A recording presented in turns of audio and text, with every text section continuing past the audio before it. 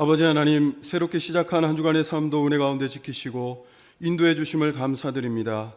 각 가정에서 온 성도들이 이 시간 마음과 정성을 다해 예배 드릴 때 하나님 기뻐하시며 임재하심이 충만한 예배 되게 하여 주시옵소서. 예수님의 이름으로 기원하옵나이다. 아멘. 이제 다 같이 사도신경으로 우리의 신앙을 함께 고백하겠습니다. 나는 전능하신 아버지 하나님, 천지의 창조주를 믿습니다. 나는 그의 유일하신 아들 우리 주 예수 그리스도를 믿습니다. 그는 성령으로 잉태되어 동정녀 마리아에게서 나시고 본디오 빌라도에게 고난을 받아 십자가에 못 박혀 죽으시고 장사된 지 사흘 만에 죽은 자 가운데서 다시 살아나셨으며 하늘에 오르시어 전능하신 아버지 하나님 우편에 앉아 계시다가 거기로부터 살아있는 자와 죽은 자를 심판하러 오십니다. 나는 성령을 믿으며 거룩한 공교회와 성도의 교제와 죄를 용서받는 것과 몸의 부활과 영생을 믿습니다. 아멘. 다 함께 찬송가 67장을 찬양하겠습니다.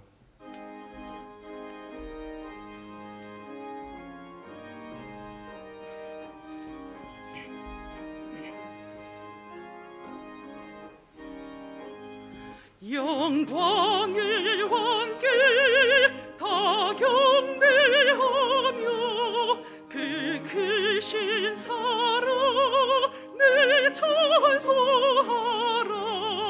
옛부터 영원히 반방피시네 그 영광의 주를 다 찬송하라. 능력과 은혜 다 찬송하라. 그 옷을 내뺀 그 짙은 궁창 그 노래 소리로 준노하시고 폭풍의 날개로 달려가신다. 저 아름답고 놀라운 은혜 가득하 있다. 다 주의 저와 그 힘찬 명령에 더 잡히나니 저 푸른 바다를 어쩌라기라. 지그를 같이 연약한 새 주 의지하여 늘 강건하리. 온 백성 지으실 만왕이시니 그 자비 영원히 변함없어라.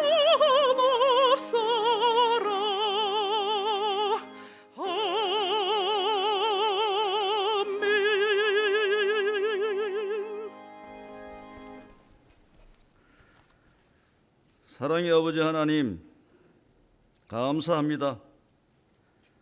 2021년도 이 새해를 열어주시고 이렇게 둘째 주일을 예배 자리로 인도하심에 더욱 감사드립니다.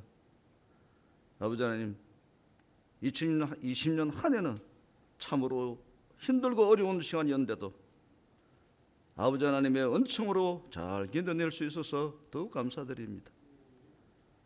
새해는 밝았지만 우리들의 삶은 변함이 없는 모습입니다. 주여, 이런 모습에 안주할 것이 아니라 주의 말씀 붙잡고 살아가야 하는데 변하지 않는 우리들의 모습이 참담하기까지 합니다. 아버지여, 용서해 주시옵소서. 주어진 곳에서 작은 일부터 실천하는 믿음의 용서가 되어야 하는데 나태하고 게으르고 주의 말씀과 동떨어진 삶으로 변해가는 우리들의 모습입니다. 주여, 회개합니다. 아버지여, 용서하여 주시옵소서. 다시금 똑같은 일에 반복할 것이 아니라 새로운 마음과 행동이 바뀌고 초심의 믿음으로 나아갈 수 있도록 인도하여 주시옵소서. 올해도 여전히 코로나로 모든 삶이 병폐해져 가지만 낙심하거나 좌절하지 않고 더욱더 심기일전하여 주어진 일과 부닥친 현실을 직시하고 한 걸음 한 걸음 헤쳐나가는 감전의 모든 성도님들 되게 하여 주시옵소서. 올해 표처럼 주 안에서 염려명동 공대초로 거듭나서 우리 모두는 주님 대신 포도나무에 가지가 되어가지고 많은 열매를 맺는 올 한 해 되도록 다시 한번 옷깃을 여미며 믿음 안에 굳게 서서 모든 성도님들이 풍성한 은혜를 맺는 올 한 해 되도록 스스로 노력하고 열심을 품고 주를 섬기며 살아가는 이 한 해가 되도록 인도하여 주시옵소서. 다른 목사님 단성의 세수하니 능력의 정력에 붙들어 주시고 선포되는 주의 말씀으로 인해 힘들고 지친 우리들의 삶에 치유가 되고 위로가 되고 다시금 삶의 현장에서 힘이 되는 놀라운 역사가 있게 하여 주시옵소서. 다른 목사님 가정과 교육자들의 가정에 주의 은혜가 충만하여 어려움이 없도록 인도하사 행복한 목회를 할 수 있도록 주여 은총을 베풀어 주시어서 성도들의 영적 성장을 위해 매진하도록 인도하여 주시옵소서. 주여 어린이학교, 교학교 어린 영혼들을 지켜주시옵소서. 어릴 적부터 하나님 말씀 속에서 성장해 가도록 주여 베풀어 주시옵소서. 저들이 전혀 겪어오지 못한 이런 경험으로 인해 어려움이 따를 때마다 주여 저들을 품어주시고 이끌어 주시옵소서. 특별히 어린 영혼들을 영적으로 인도해가는 교육자와 교사들에게도 한량없는 축복으로 채워주시옵소서. 아버지 하나님, 청년들에게 학업과 직장과 결혼 문제와 사회에 경험이 많은 일들이 저들 앞에 과제에 놓여 있습니다. 그 어려움이 없도록 저들의 길을 인도하여 주시옵소서. 어려울 때마다 주님 바라보며 간구하는 저들 되게 하여 주시옵소서. 주여, 특별히 원치 않는 질병으로 인하여 병마가 씨름하는 화원들에게 친히 찾아가셔서 고쳐주시고 위로하여 주시옵소서. 건강함을 되찾고 열심으로 주를 섬기며 헌신하는 믿음의 용사가 되게 하여 주시옵소서. 특별히 교회의 중추적인 역할을 감당하는 모든 장년들에게 성령의 충만한 은혜를 베푸사 저들의 가정과 직장과 사업체와 모든 영역에서 올 한 해 잘 헤쳐나가는 성도님 되도록 인도하여 주시옵소서. 너희는 가서 모든 민족을 제대로 삼으라고 하신 아버지 주님의 명령을 올 한 해 저들이 실천하며 잘 감당하도록 인도하셔서 하나나라 확정의 합장서는 감전의 모든 성도님 되도록 주여 이끌어 주시옵소서. 올 한 해 예배를 위해 보이지 않는 곳곳에서 수고하실 모든 분들의 은혜를 베풀어 주시고 아버지여 힘주시고 특별히 위로하여 주시옵소서. 예배의 주인 되신 아버지 하나님 홀로 영광받아 주시옵소서. 예수님의 이름으로 기도합니다. 아멘.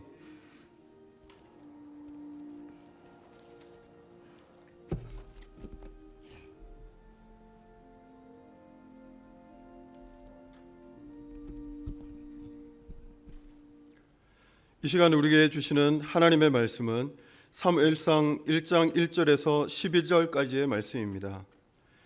에브라임 산지 라마다임 소빔에 에브라임 사람 엘가나라 하는 사람이 있었으니 그는 요로함의 아들이요 엘리후의 손자요 도후의 증손이요 숲의 현손이더라. 그에게 두 아내가 있었으니 한 사람의 이름은 한나요 한 사람의 이름은 브닌나라. 브닌나에게는 자식이 있고 한나에게는 자식이 없었더라. 이 사람이 매년 자기 성읍에서 나와서 실로에 올라가서 만군의 여호와께 예배하며 제사를 드렸는데 엘리의 두 아들 홈니와 비느하스가 여호와의 제사장으로 거기에 있었더라. 엘가나가 제사를 드리는 날에는 제물의 분깃을 그의 아내 브닌나와 그의 모든 자녀에게 주고 한나에게는 갑절을 주니 이는 그를 사랑함이라. 그러나 여호와께서 그에게 임신하지 못하게 하시니 여호와께서 그에게 임신하지 못하게 하심으로 그의 적수인 브닌나가 그를 심히 격분하게 하여 괴롭게 하더라. 매년 한나가 여호와의 집에 올라갈 때마다 남편이 그같이 하매 브닌나가 그를 격분시키므로 그가 울고 먹지 아니하니 그의 남편 엘가나가 그에게 이르되 한나여 어찌하여 울며 어찌하여 먹지 아니하며 어찌하여 그대의 마음이 슬프냐 내가 그대에게 10 아들보다 낫지 아니하냐 하니라. 그들이 실로에서 먹고 마신 후에 한나가 일어나니 그때의 제사장 엘리는 여호와의 전 문설주 곁 의자에 앉아 있었더라. 한나가 마음이 괴로워서 여호와께 기도하고 통곡하며 서원하여 이르되 만군의 여호와여 만일 주의 여종의 고통을 돌보시고 나를 기억하사 주의 여종을 잊지 아니하시고 주의 여종에게 아들을 주시면 내가 그의 평생에 그를 여호와께 드리고 삭도를 그의 머리에 대지 아니하겠나이다. 아멘.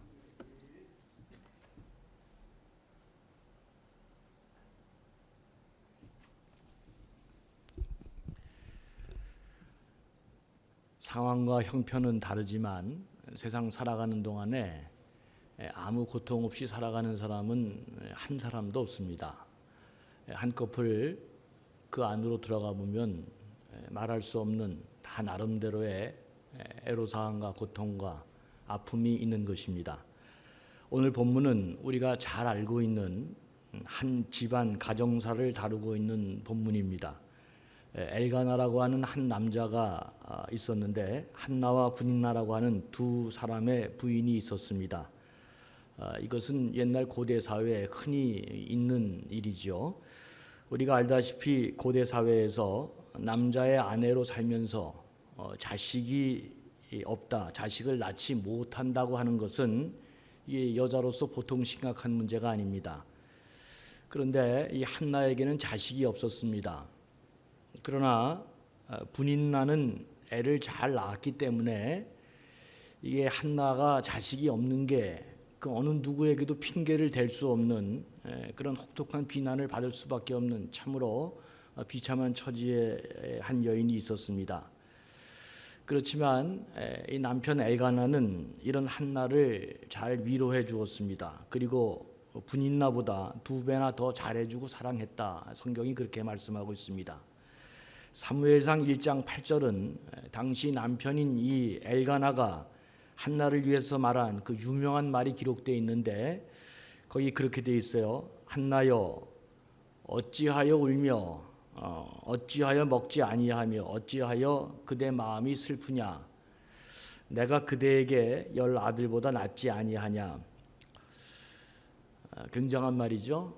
제가 성경을 깊이 읽고 연구할 때 성경에 나오는 가장 아름다운 말 가운데 하나가 이 말이다. 저는 그런 생각을 해보았습니다. 이 옛날 고대 사회의 남편이 아내에게 이런 말을 할 수 있다. 이건 이제 보통 표현이 아니죠.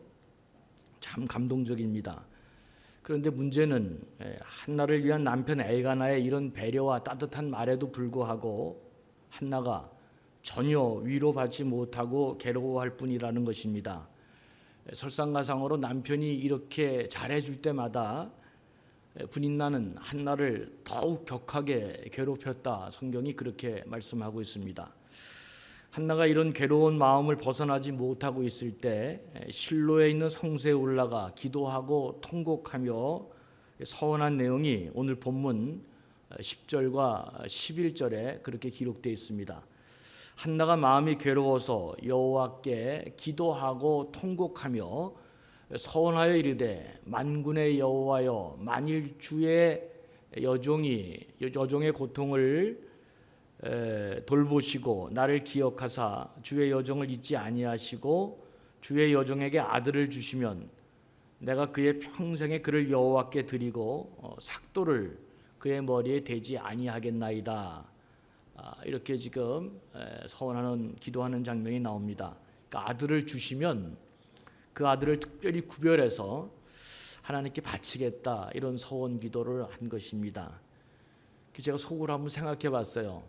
아들을 낳으면 하나님께 드리겠다. 그럼 왜 아들을 달라는지 모르겠어요. 곧 하나님께 드릴 건데 참 이게 여기에 신앙의 신비가 있습니다.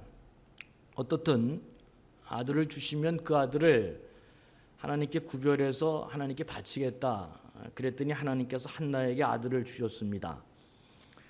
한나가 약속한 대로 젖을 떼자마자 그 아들을 데리고 실로 성소에 가서 제사장 엘리에게 아들을 맡기면서 이렇게 말을 합니다. 거기 3상 1장 27절 28절에 보면 이 아이를 위하여 내가 기도하였더니 내가 구하여 기도한 바를 여호와께서 내게 허락하신지라. 그러므로 나도 그를 여호와께 드리되 그의 평생을 여호와께 드리나이다. 이제 그렇게 기록되어 있습니다. 여러분, 이 아들이 누구죠? 우리가 잘 알고 있는 그 유명한 사무엘입니다. 이런 내용들이 오늘 본문에 이제 깔고 있는 내용들입니다. 우리는 여기서 몇 가지 중요한 영적 교훈을 지금 이 어려운 시대에 생각해 보려고 합니다. 먼저 생각할 수 있는 것은 고통 속에 있는 한나가 언제 그 영혼의 평안함을 찾고 행복해졌는가 하는 점입니다. 여러분, 모든 일에 우리 영혼이 평안해지지 않으면 무슨 일이든지 간에 그 일이 정리가 되지 않습니다. 힘든 일이건 어려운 일이건 내가 해결하지 못하는 문제가 있을 때 우리가 다 무너지는 이유가 내 영혼의 평안함이 무너질 때 그런 일이 다 일어나는 것입니다. 조급하고 성급하고 분노하고 과격해지고 다 여기서 무너지는 거잖아요. 그러니까 모든 일의 시작이 어디에서 있느냐? 우리 영혼의 평안함을 다스리는데 이걸 우습게 보면 진짜 안 됩니다. 여기서부터 모든 문제가 다 시작되기 때문에 그렇습니다. 영혼의 평안함을 찾을 때 비로소 행복한 길로 갈 수 있는 것입니다. 18절을 보니까 그렇게 되어 있어요. 가서 먹고 얼굴에서 다시는 근심 빛이 없었더라, 그렇게 기록되어 있습니다. 가서는 이제 한나가 기도하고 성소 실로를 떠나 집에 간 것을 말하는 거죠. 기도하고 성소를 떠나서 이제 집에 가서 잘 일상생활을 먹고 밥도 먹고, 그래서 얼굴이 다시는 근심 빛이 없다, 이렇게 되어 있습니다. 정확하게 따지면 아들을 주시면 평생 그를 여호와께 드리겠다 하나님 앞에 기도하고 서원할 때 그때부터 한나의 마음이 평온함을 찾아진 것입니다. 남편의 따뜻한 위로에도 위로받지 못하고 평안함을 찾지 못했던 이 한나는 아들을 지금 얻은 것도 아닌데, 아들을 지금 뭐 이렇게 난 것도 아닌데도 불구하고 아들을 주시면 평생 주님께 드리겠다, 이 기도하고는 그 마음이 평안해져서 이전처럼 먹고 정상적으로 생활을 할 수 있었다, 그런 내용입니다. 거듭 강조하지만 그리스도인은 어떤 사람이냐? 하나님께 은혜를 받고 하나님과 연결된 사람인데, 이 사람의 특징은 세상 사람들과 달리 하나님 우리에게 하나님 아버지를 아바 아버지라 부르며 기도할 수 있는 특권을 주셨다는 것입니다. 그러니까 기도를 우습게 알고 내 삶의 기도가 사라지면 그의 영혼은 절대로 평안함을 얻을 수 없다. 반대로 아무리 격하고 어려운 일이 있을 때마다 하나님 우리를 기도하도록 부르셨고, 내가 하나님 아버지를 아바 아버지라 부르면서 기도할 수 있는 특권을 주시고 그걸로 하나님과 연결될 수 있다는 것을 반드시 깨닫고 결정적인 순간마다 하나님께 간절히 마음을 놓고 목 놓아 기도하면 그의 영혼과 그의 모든 삶이 제자리로 돌아간다. 이걸 잊어버리면 그는 그리스도인이 아닌 것입니다. 그러니까 언제부터 그리스도인이 무너지느냐? 기도를 우습게 할 때, 이 하나님이 주신 놀라운 은총의 축복의 통로인 기도를 너무나 가볍게 생각할 때, 이때부터 우리가 다 무너진다 하는 것을 잊지 말아야 됩니다. 아들을 주시면 평생 주님께 드리겠다고 기도하고는 한나는 마음이 평안해졌습니다. 정상적인 생활을 할 수 있었고 또 밥도 잘 먹었습니다. 사랑하는 교우 여러분, 하나님 앞에 전심으로 자기 마음을 토로하고 기도할 때 하나님이 주시는 축복은 우선 그 마음의 평안을 허락해 주신다고 하는 것입니다. 우리가 다 자존심이 있잖아요. 사람들 앞에 울부짖고 그렇게 뭐 사람들 앞에 약한 모습 보이는 건 저도 뭐 별로 원치 않습니다. 저도 그런 모습으로 살 바엔 차라리 내가 그냥 간두겠다, 이게 낫지, 사람들 앞에서 그런 비참한 모습 보이고 싶지는 않습니다. 그렇지만 누구 앞에서는, 사람들이 없는 하나님 앞에서는 내 마음을 찢고 그 하나님 앞에 내 갖고 있는 모든 문제를, 그 답답한 마음을, 해결되지 못하는 것들을 토로하고 울부짖을 때 하나님께서 마음의 평안을 허락해 주시고, 그리고 우리 마음과 생각을 보호해 주시면서, 제가 신년 특별기도 새벽기도 그 글에도 올렸지만 그 마음의 위로와 평안을 얻어지면 뭐가 보이느냐? 해결하는 길이 보여집니다. 거듭 강조해 드립니다. 신년에 여러분, 어떤 문제를 놓고 누가 승리할 수 있느냐? 그 문제를 놓고 기도를 많이 하는 사람이 반드시 승리하게 돼 있습니다. 어떤 교회에서 목사님을 구한다. 그래서 또 어떤 목사님이 가느냐? 여러분, 어떤 목사님이 가실 것 같아요? 많은 분들이 지원했습니다. 어떤 목사님이 가실 것 같아요? 그 문제를 놓고 기도를 많이 하는 목사가 가게 돼 있는 것입니다. 반드시 그렇게 돼 있습니다. 문제를 놓고 기도를 많이 하는 사람이 하나님께서 그 기도를 들으시고 그 방향으로 문제를 해결해 주신다. 여러분 잊지 말기를 바랍니다. 이렇게 기도할 때 하나님이 마음의 평안함을 주시고 마음과 생각을 보호해 주시고 그리고 마침내 내가 가야 될 길을 보여주신다 하는 것입니다. 자상한 남편의 말로 전혀 위로를 받지 못했던 한나, 그 어떤 사람의 말로도 위로를 받을 수 없을 때 하나님 앞에 토로하며 자기 마음을 쏟아 놓을 때 한나는 세상이 주지 못하는 평안함을 얻었다는 것입니다. 이것이 오늘 본문에서 우리가 놓치지 말아야 될 첫 번째 역적 교훈이자 귀한 메시지다. 저는 그렇게 말씀드리고 싶습니다. 베드로전서 5장 7절에 보면 베드로도 이렇게 말했죠. 너희 염려를 다 주께 맡기라. 이는 그가 너희를 돌보심이라. 성경이 그렇게 얘기하고 있는데도 불구하고 하나님께 토로하지 아니하고 하나님께 울부짖지 아니하고 어떻게든지 또 눈만 뜨면 세상적인 방법으로 문제를 해결하려고 하면 여러분 이게 해결되지 않는다 하는 것들을 꼭 기억할 수 있기를 바랍니다. 어려운 시절을 살아가는 동안 이 말씀이 여러분 영혼에 살아 역사하면 우리는 반드시 영혼의 평안함을 얻고 행복한 길로 갈 수 있다 하는 것을 꼭 기억했으면 좋겠습니다. 두 번째로 오늘 본문을 통해 깨닫는 더 중요한 영적인 교훈은 신앙의 신비한 계산 원리를 여러분들에게 또 말씀드리고 싶습니다. 신앙생활 잘하는 것은 뭘 잘하는 것이냐? 초등학교에 배웠던 덧셈과 뺄셈을 잘하는 삶을 사는 것, 이게 신앙생활을 잘하는 삶이다. 저는 그렇게 늘 생각합니다. 신앙생활에 가장 유익하고 잘하는 비결은 뭐냐? 덧셈과 뺄셈을 잘하는 삶을 사는 것이다. 무슨 말이에요?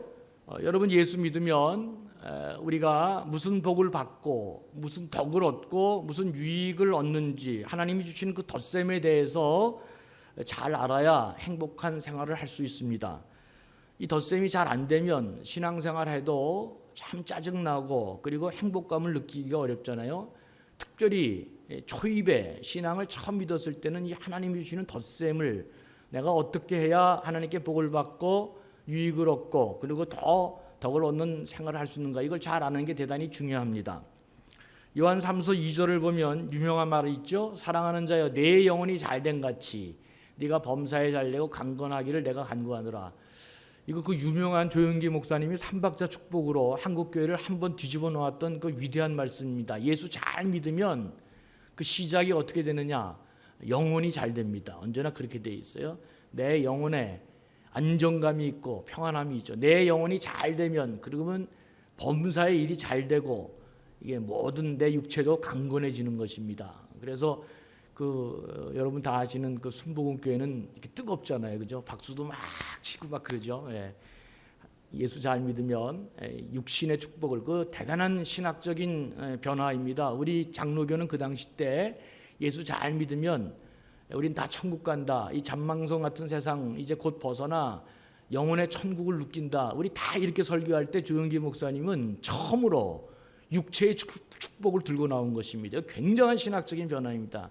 예수 잘 믿으면 어떻게 된다?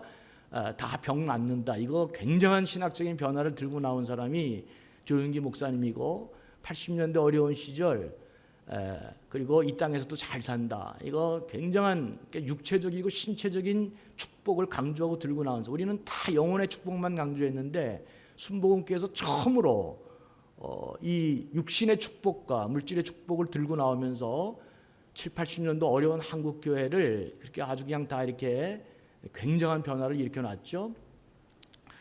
근데 뭐 주님이 그렇게 말씀하셨잖아요. 내가 온 것은 양으로 생명을 얻고 풍성케 하기 위해서였다. 이건 뭐 진짜 통찰이죠. 잘한 것이죠. 예수 잘 믿으면 내 영혼이 잘된 같이 범사에 잘되고 강건해지는 역사가 일어나는 것, 저는 성경의 바른 정신이다 그렇게 생각합니다. 예수 잘 믿으면 이런 축복이 임하게 될 줄로 믿습니다. 그런데 신앙생활에 더 깊은 경지에 들어가고 세상 말로 이 대박이 날 때는 언제냐? 이게 덧셈 때가 아니고 뺄셈 할 때 이게 대박이 터진다는 사실을 아는 게 대단히 중요하다는 것을 여러분들에게 말씀드리려고 합니다. 한나는 하나님이 아들을 주셨을 때 너무나 행복했습니다.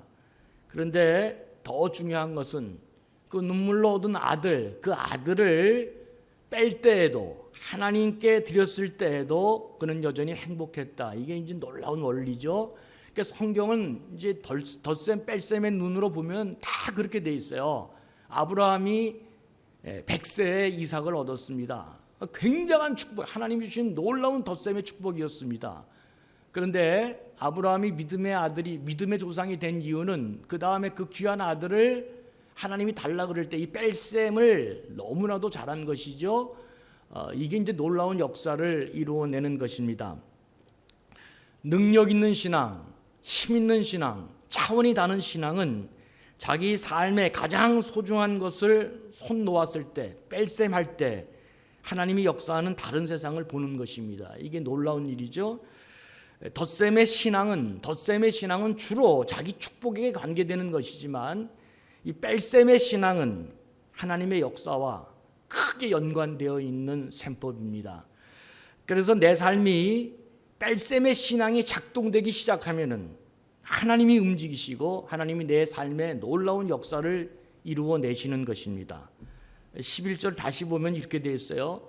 주의 여종에게 아들을 주시면 내가 그를 평생 이 뭐 단 일순간이 아니고 평생 여호와께 드리고 삭도를 그의 머리에 대지 않으겠다. 이게 나실인 되는 거죠. 하나님 앞에 전적으로 드린다는 표현입니다. 아들을 주시면 내가 하나님께 드리겠습니다. 굉장한 기도가 한나의 기도입니다. 그렇게 귀하게 얻은 아들, 하나님이 주신 그 아들, 그 다시 하나님께 돌려드리겠습니다. 빼겠다는 것입니다. 그의 마음이 하나님께로 향하며 이 뺄셈의 신앙으로 나아갈 때 그 아들은 그냥 그저 가정에서 어머니께 사랑받는 그런 아들이 아니라 놀라운 역사를 감당하는 역사적 인물이 되게 됩니다. 뺄셈으로 한나가 드린 아들 이 사무엘은 하나님이 그 시대 역사에 너무도 귀하게 이제 이렇게 사용하시죠. 사무엘과 하나님의 역사와 능력이 함께 하십니다. 그래서 사무엘은 여러분 다 아시는 것처럼 그 당시 이스라엘 역사의 두 왕, 처음에 사울 왕과 다윗 왕을 기름 붓는, 그러니까 이스라엘 영적 권위에 있어서 사무엘이 기름 붓지 않으면 한 나라의 왕이 될 수가 없는 것입니다. 그만큼 하나님이 그 당시 시대에 사무엘을 사용하시면서 가장 막강한 파워풀한 영적인 지도자로 바뀌게 됩니다. 그냥 그저 집에서 아들로 사랑받고 끝나야 되는 이 덧셈의 정치가 아니라 하나님께 드리는 뺄셈의 이 신앙의 원리로 나아가니까 이미 하나님이 상상할 수 없는 놀라운 능력과 역사로 그를 사용하시는 것입니다. 그럼 이렇게 하나님께 드리면 나는 뭐가 되냐? 나는 뭐가 될 것 같아요, 여러분? 사무엘상 2장 21절에 보면 이 뺄셈을 한 한나에게 하나님이 이렇게 여호와께서 주시는 이야기입니다. 여호와께서 한나를 돌보시사 그로 하여금 다시 또 임신하게 하셔서 세 아들과 두 딸을 낳게 하셨다. 그 가정도 한나의 뺄셈을 통해서 더 많은 풍성한 은혜를 받았다. 이제 이 성경은 모든 역사를 하나님이 주관하시니까 한나의 태를 누가 막았다 그래요? 하나님이 막았다 이렇게 성경합니다. 그러니까 여러분 이 원리를 잘 아는 게 중요하냐면 태도 성경은 막았다 열었다 하는 게 누가 하느냐, 인간의 힘과 노력으로 되는 게 아니라 하나님이 하신다는 것을 지금 보여주고 있는 대목입니다. 그러니까 이 뺄셈으로 하나님께 드렸더니 이게 이제 신앙의 영역이 너무 달라져서 하나님이 사무엘도 그 역사에 둘도 없는 위대한 위인으로 사용했을 뿐만 아니라 그 가정도 세 아들과 두 딸을 더 낳게 했다. 굉장한 축복이 아닐 수 없습니다. 이런 생각 많이 합니다. 하나님이 아무리 사용하려고 해도 우리 안에서 뺄셈이 안 되는 사람이 있습니다. 그런 사람은 절대로 하나님이 크게 사용하지 않습니다. 신앙이 깊어지면 어떤 일이 벌어지느냐? 내 안에서 뺄셈의 신앙이 작동되어지는구나. 굉장히 중요합니다. 오로지 신앙생활해도 그저 내가 복받는 거, 내 개인의 사적인 영역에서 끝나면은 이 하나님의 역사가 작동이 불가능해요. 이 대박이 터지기가 너무나 어려운 것입니다. 자신이 원하는 것보다 하나님이 원하는 것이 무엇인지를 더 생각하는 사람이 될 때, 그때 뺄셈의 신앙이 가능하고 그것을 하나님이 크게 사용하신다 하는 것을 기억해야 됩니다. 여러분, 코로나 시절 지금 다 절박한데 한나도 마찬가지였습니다. 그 아들 하나 없어서 인생에 완전히 나락으로 괴로움에 그렇게 떨어졌던 한 여인이 덧셈이 중요한 게 아니라 하나님 주시면 내가 이 아들을 하나님께 바치겠습니다. 이 뺄셈의 신앙이 얼마나 중요한 것인가 하는 것을 다시금 생각하게 됩니다. 예수님은 마태복음 6장 33절에서 이렇게 말했습니다. 그런즉 너희는 먼저 그의 나라와 그 일을 구하라. 그리하면 그 모든 것을 너희에게 더하시리라. 이거 다 구약에 나온 내용들을 예수님이 한마디로 정리한 것입니다. 아브라함이 그러잖아요. 롯에게 네가 우하면 내가 좌하고 내가 좌하면 내가 우하겠다, 이런 얘기 하잖아요. 근데 하나님 없이 아무리 많은 좋은 땅, 좋은 돈, 모든 걸 다 챙겨도 그의 영혼과 마음의 중심에 하나님이 없는 사람, 그 소용이 없다. 여러분, 그 사무엘이 나올 때 엘리 제사장이 그랬습니다. 엘리 제사장은 목사였지만 목사가 아닌 사람이었습니다. 그는 제사장이었지만 제사장이 아닌 사람이었습니다. 그는 하나님 앞에 목사로서 사용되는 사람이지만 평생 한 번도 그런 뜨거운 기도를 기도하지 않는 목사였습니다. 의미가 없죠. 아무 의미가 없는 것입니다. 너희는 먼저 그 나라와 그 일을 구하라. 그리하면 그 모든 것을 더하시겠다. 큰 일을 할 때마다 자꾸 생각해 봅니다. 사도 바울은 빌립보서 4장 19절에서 뺄셈의 신앙으로 자기를 돕는 빌립보 교회, 바울은 빌립보 교회를 너무 좋아했죠.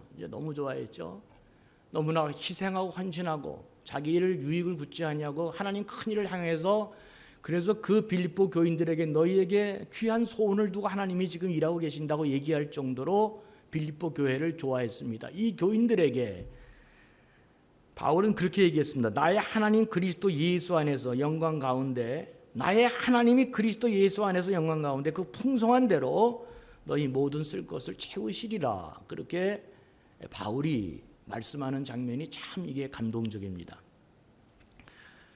뺄셈을 하면, 뺄셈의 신앙이 내 안에서 작동하게 되면, 그래서 하나님께 올인하면은 그 이후에는 우리의 삶의 영역이 누구의 영역으로 넘어가느냐? 하나님의 영역으로 넘어가는 것입니다. 이게 되면은 이제 우리가 소위 말하는 굉장한 신앙이 열리는 것이죠. 하나님의 영역으로 넘어가면 어떤 일이 벌어져요? 우리 삶에 기적이 일어나고 하나님의 능력이 드러나고, 그리고 우리 삶을 더 풍성히 하나님이 채워주시는 것입니다. 부족함이 없게 하시면서 더 많은 것들을 이웃에게 흘러가도록 하나님이 그를 사용하시는 것입니다. 이거는 뺄셈의 신앙에서만 가능한 일입니다. 우리 영혼은 하늘과 연결되어 있어서 이런 말씀이 참 은혜가 되는데, 이 땅은, 우리 발은 또 이 땅을 밟고 있죠. 그래서 주로 이 땅을 많이 밟고 다니는, 세상을 많이 살아가고 있기 때문에 우리들에게 깨지지 않은 하나의 불변의 진리가 있습니다. 이게 뭐냐면, 더 많이 가지면 그러면 우리는 더 행복하다. 이게 우리가 지금도 깨지지 않는, 세상 살아가는 사람들의 모든 신화론적인 이게 불변의 진리입니다. 더 많이 가지면 그만큼 더 행복해진다. 그래서 오늘날 뭐 이 사람 저 사람 할 거 없이 너도 나도 다 이 원리를 따라 생명을 걸고 이게 세상 사람들이 쫓아가고 있는 것입니다. 우리가 잘 아는 삭개오는 돈을 얻기 위해서, 돈만 있으면, 이 돈이 힘이고 권력이기 때문에 이것만 있으면 모든 것 내가 다 얻을 수 있다. 그래서 이 돈에 생명을 걸고 모든 것을 희생했던 사람입니다. 이런 점에서 우리 모두는 세리장 삭개오의 후예들이다. 그렇게 말해도 틀리지 않을 것입니다. 우리도 지금 뭘 하든지 다 돈하고 연결되어 있기 때문에 그렇습니다. 이게 현실이니까. 자식에게 공부 열심히 잘하라고 얘기하죠. 공부 잘하면 유익한 게 많이 있죠. 실제로 뭐 다른 유익도 많이 있지만, 그러나 부모가 자식들에게 공부 잘하라 하는 가장 궁극적인 이유는 무엇입니까? 공부 잘해서 좋은 회사 들어가고 좋은 직장 얻어서 그래서 돈을 많이 벌라, 그런 얘기죠. 그러니까 모든 게 다 돈하고 연결되어 있는 것입니다. 삭개오가 딱 그런 사람이죠. 그런데 그 실존이 어떻게 됐어요? 그는 돈이 있는 것만큼 소외됐습니다. 그리고 소외된 만큼 외로움 속에서 살았습니다. 돈이면 다 해결될 줄 알았는데 그렇게 인생이 그렇게 안 되잖아요. 그죠? 그런 삭개오가 주님을 만난 것입니다. 주님 만나고 나서 처음으로 그는 평생 태어나서 해보지 못한 일을 합니다. 주님이 묻지도 않았는데 삭개오가 재산의 절반을 가난한 사람에게 나누어 주겠다. 그의 평생에 처음으로 뺄셈의 신앙이 작동이 된 것입니다. 그리고 나서 삭개오는 이전과는 전혀 다른 세상을 살게 되었습니다. 주님은 이런 삭개오를 보고 오늘 구원이 이 집에 임했다, 이렇게 칭찬하셨습니다. 사랑하는 교우 여러분, 덧셈을 할 때뿐만 아니라 뺄셈을 할 때 비로소 우리 삶이 더 풍성해진다, 이걸 모르면 신앙 생활의 깊이를 알지 못합니다. 근데 여러분, 제가 보니까, 제가 목사인데도 그래요. 제가 보니까 이런 뺄셈을 하는 게 일생에 크게 몇 번 없습니다. 여러분, 아브라함에게 이삭을 바치라, 이 100세에 얻은 아들을, 그렇게 하나님이 주신 덧셈으로 주신 축복을 빼라, 그렇게 얘기한 것은 일생에 딱 한 번밖에 없었습니다. 이런 기회가 일생에 몇 번 없습니다. 그런데 이럴 때, 이런 기회를 줄 때 진짜 뺄셈의 정치를 잘하는 귀한 분들이 많이 있죠. 그러면 그 교회는 역사가 일어나는 것이고, 또 그런 사람들은 이게 놀라운 일이 벌어지죠. 근데 한 번도 평생을 그렇게 안 해보면서 자기 것 챙기면서 덧셈의 정치만 하면서 하나님이 나한테 이렇게 잘해줬다, 이게 신앙이다, 그렇게 믿는 사람들이 있습니다. 일생에 몇 번 없거든요. 뺄셈의 신앙을 가할 때, 뺄셈의 신앙을 내 삶에 적용할 때 진짜 여러분 상상할 수 없는 일이 벌어진다는 것을 꼭 여러분들에게 말씀드리고 싶습니다. 반대도 마찬가지죠. 반대도 인생에서 조금만 이렇게 덜어내도 삶이 흔들리고 무너지는 사람들이 있습니다.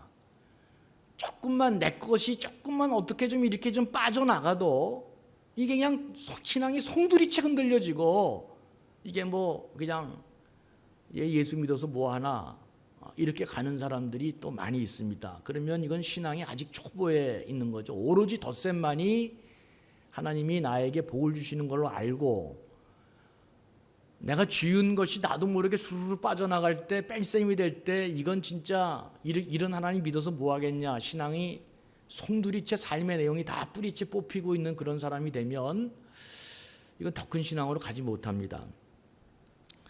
베드로나 바울, 이런 사람들은 주님 만났을 때 그냥 뺄셈으로 들어갔던 사람들입니다. 베드로는 주님 만났을 때 배와 아버지를 버려두고 주님 따라갔다 그랬습니다. 결국은 다 쓰이는 사람들, 크게 대박 나는 사람들은 이 뺄셈의 정치가 워킹이 가능이 이게 작동이 되는 사람이죠. 바울은 주님을 만났을 때 그를 위해서 내 모든 것들을 잃어버리고 배설물로 여기겠다, 그리스도 없고 주님 안에서 사는 게 내 축복이다, 그는 곧바로 뺄셈의 정치로 들어갔습니다.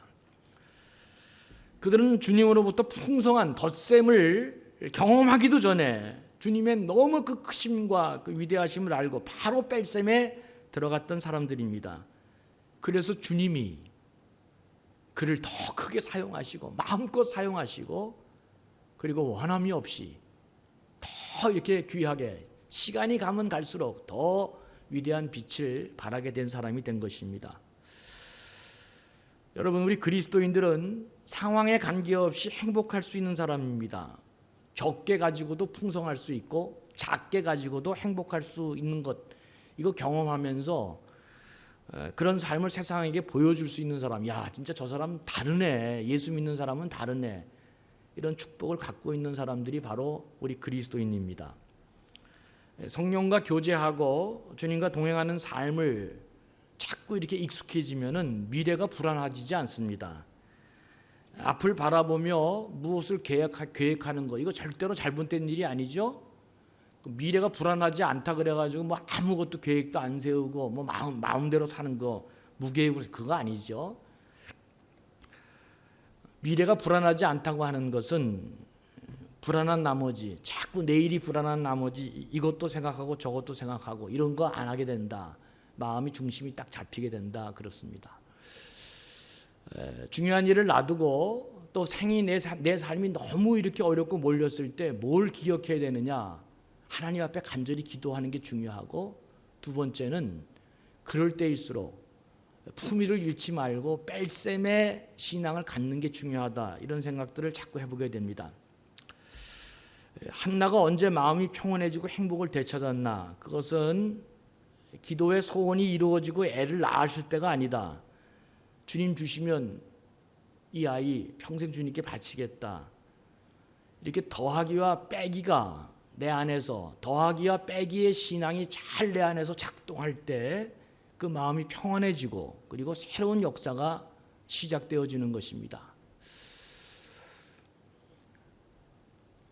더하기만 잘하면 산수 못하죠. 공부 잘하는 초등학교 아이들도 더하기를 먼저 배우고 그 다음에 빼기를 배웁니다.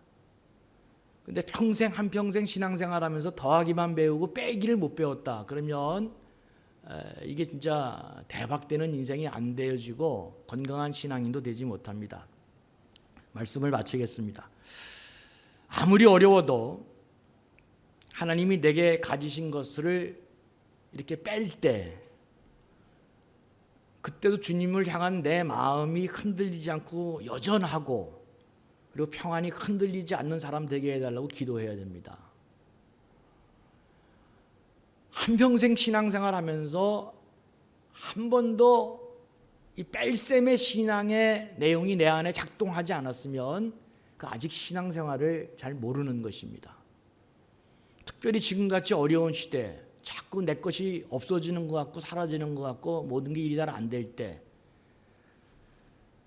어려울 때는 적게 가진 것, 그리고 그런 것 갖고도 단순하게 소박하게 사는 것, 이것도 또 행복하구나, 이렇게 하나님께 말하면서 상황을 뛰어넘는 삶을 이렇게 또 살아가는 거, 이게 우리 신앙인의 멋진 삶 아니겠어요? 많이 가지면 행복하다, 그거 아닙니다, 여러분. 그렇지 않습니다. 다 여러분 씨줄과 날줄로 이게 다 이렇게 엮여가지고 옷이 만들어지고 우리 인생이 되듯이 덧셈과 뺄셈을 잘해야 그 다음부터 미분 적분도 할 수 있고 높은 단계의 수학도 할 수 있는 것입니다. 특히 덧셈보다 뺄셈의 신앙을 잘 배우면 그때부터 하나님이 그의 삶에 역사하시고 그 교회를 사용하시고, 그리고 그 민족과 역사를 하나님이 운행하시지 않겠나, 그런 생각이 자꾸 들어집니다. 꼬이고 어렵고 인생이 자꾸 막혀있을 때 덧셈만 생각하지 마시고 뺄셈도 생각하시면서 거기서 새로운 창조적인 신앙의 역사, 그리고 더 깊어지는 우리 모두가 되기를 주의 이름으로 간절히 축원합니다. 긍휼이 풍성하신 아버지 하나님, 신비한 영적 계산에 능한 사람 되어져서 덧셈도 잘할 뿐만 아니라 그 뒤 훌륭한 뺄셈도 잘하는 사람 되게 해 주시옵소서.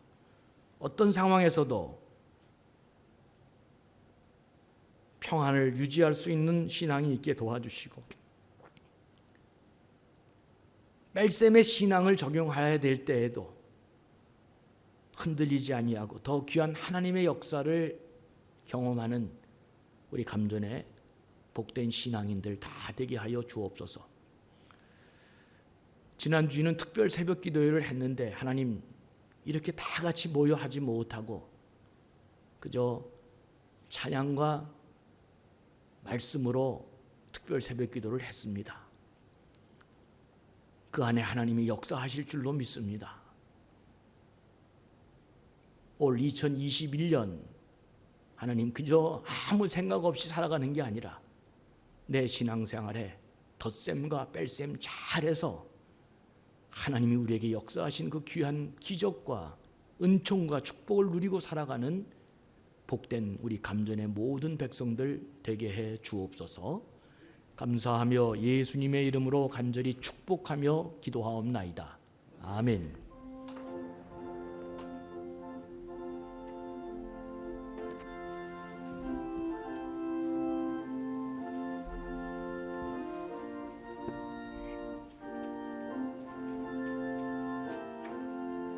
날 대속하신 예수께 내 생명 모두 드리니 늘 진실하게 하소서. 내 구주 예수여, 나 구주 위해 살리라. 내 기쁨을 양없으리. 내 갈 길 인도하소서.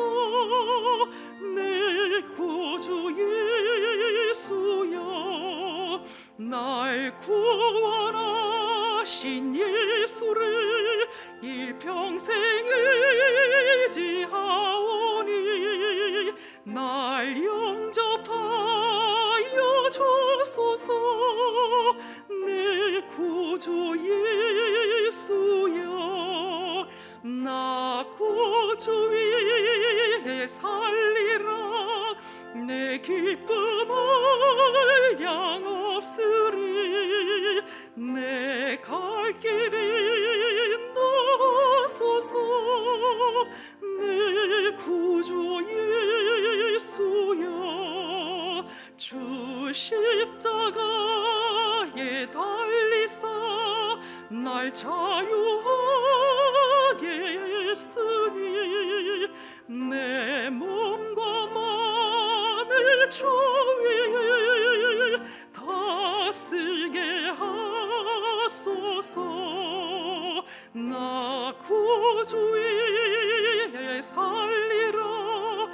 내 기쁨을 양없으리. 내 갈 길 인도하소서. 내 구주 예수여.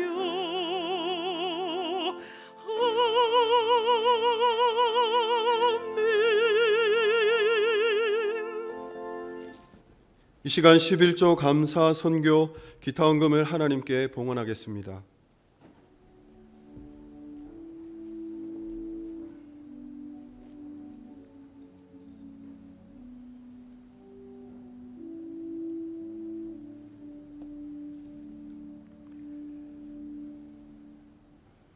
오늘도 비대면으로 이렇게 가정에서 하나님께 예배 드렸습니다. 신앙인의 신비한 계산 원리가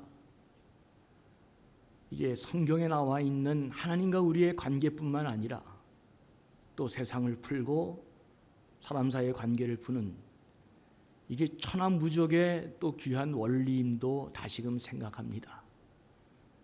그런 마음으로 보니 성경이 다 그렇게 이 벨셈의 신앙의 원리를 작동했던 사람들이 하나님께서 다 사용했던 그런 역사임을 다시금 확인합니다. 어려울 때일수록 세상 사람들과는 다르게 다른 영적인 능력과 다른 삶의 생각의 기준을 갖고 살아가는 독특한 사람들 되게 해주시고 그를 통해 하나님 더 깊이 경험하는 놀라운 역사 우리 감전교회에 일어나게 하여 주시옵소서. 오늘도 내 전 존재를 하나님께 드리는 그런 귀한 마음으로 이 어려운 시절 하나님께 우리의 신앙을 고백합니다.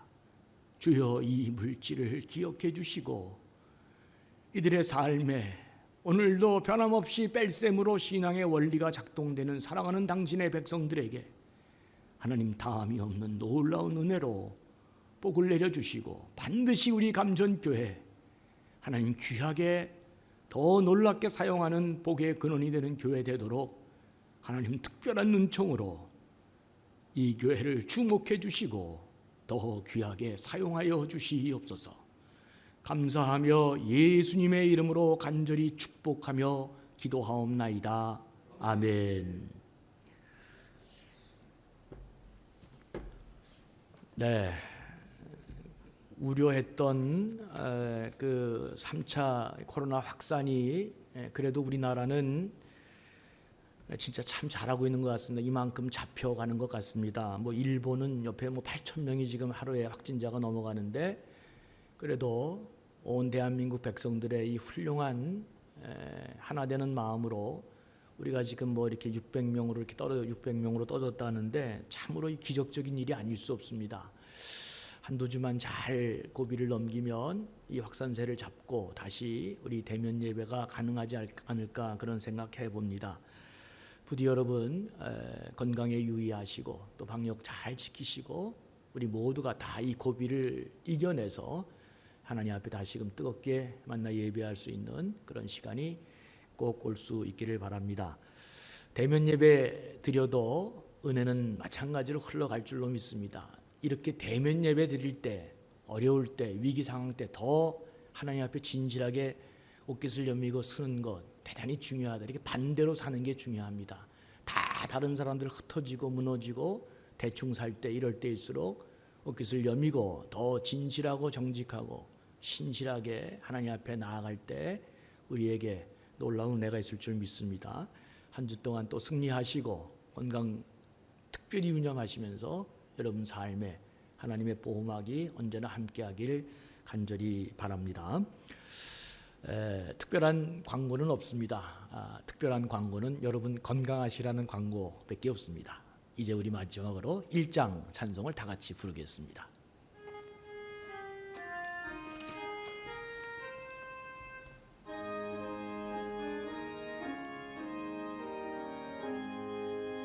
만복의 근원 하나님 온 백성 찬송 드리고 저 천사여 찬송하세 찬송 성부 성자 성령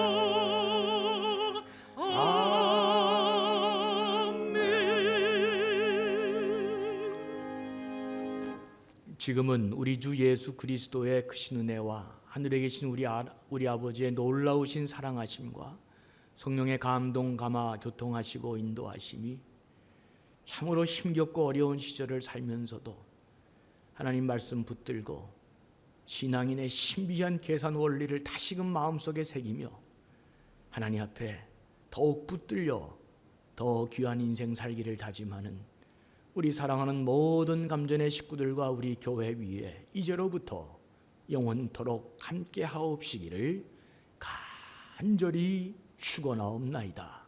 아멘.